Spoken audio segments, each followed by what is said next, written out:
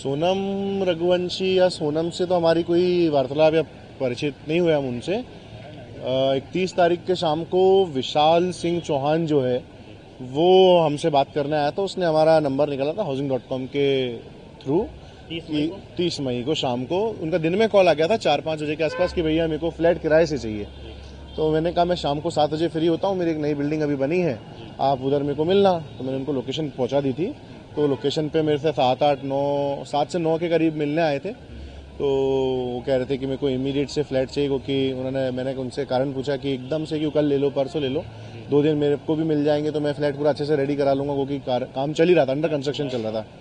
तो उनका ऐसा कहना था कि अभी जो हम करंट में जहाँ पे जिस मकान मालिक के साथ रह रहे हैं तो उनसे हमारी कहा सुनी हो गई है और हमें इमीडिएट से फ्लैट चाहिए होगा, क्योंकि वो हमको रहने नहीं दे रहे हैं।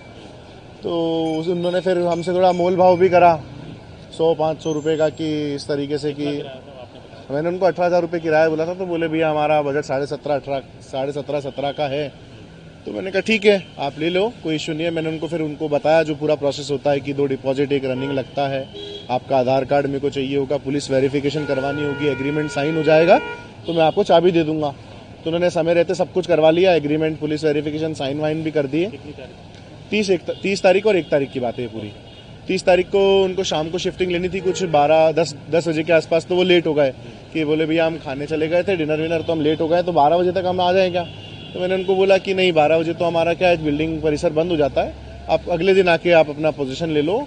चाबी मैंने उसी समय दे दी थी उनको, चाबी उन्हीं के पास थी 30 तारीख को रात को। 31 को आपने बुलाया था? 30 तारीख को चाबी उनको, 30-31 जो भी आप समझ लो, लास्ट दिन था वो महीने का। तो उस दिन हमने उनको चाबी दे दी थी, पर चाबी देने के बाद उन्होंने कहा कि हम लेट हो गए हैं तो अभी आपको पोजीशन मेरे को मिल जाएगा। तो मैंने उनको बोला कि अब तो परिसर बंद हो गया है, बिल्डिंग परिसर, आप अगले दिन आके पोजीशन ले लीजिए। उसके बाद अगले दिन ना मेरे पास कोई कॉल आया ना कुछ आया। उसके बाद से उनका कुछ ऐसा आता पता नहीं है कि वो फ्लैट पे आए नहीं आए, उनका कुछ वो नहीं है, पता नहीं है हमको।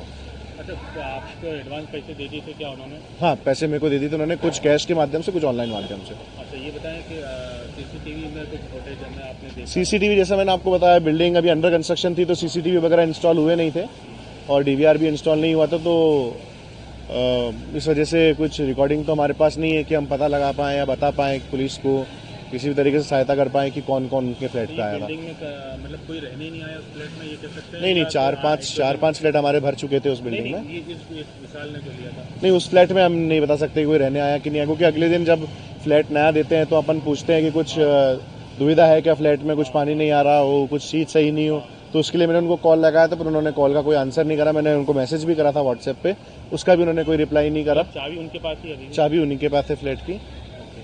ये मतलब 1 और 2 तो आपने कब चेक किया कि कोई रहने आया या नहीं आया?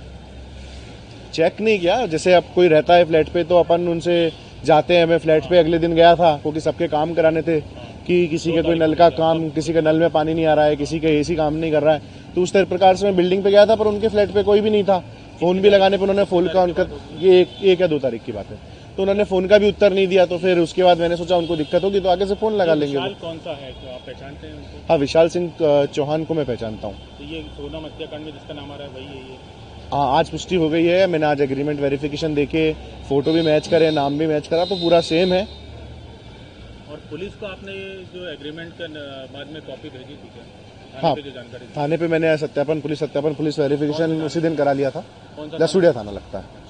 तो पुलिस ने या बाद में जब ये मामला आया सामने, तो पुलिस ने या शिलोंग पुलिस ने या इंदौर क्राइम ब्रांच ने आपसे संपर्क किया हो कभी? अभी तक तो कोई संपर्क नहीं हुआ है। आज जब रिपोर्टर के माध्यम से मेरे को मालूम चला कि हमारे फ्लैट में जिस विशाल सिंह चौहान को हमने जिसको फ्लैट दिया है वो सेम है। तो आज फिर मैंने पुलिस जो उसमें अच्छे पद पे पदाधिकारी हैं, राजेश दंडोतिया जी, उनको फ़ोन लगा के बताया था कि हमारे यहाँ कुछ ऐसा है कि शायद वही इंसान है जो यहाँ हमारे यहाँ रहने आया।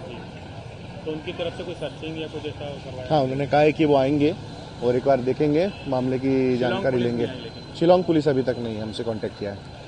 ये फ्लैट आप ही ओनर हैं? हाँ, फ्लैट का मकान मालिक नहीं हूँ। आपका परिचय सर?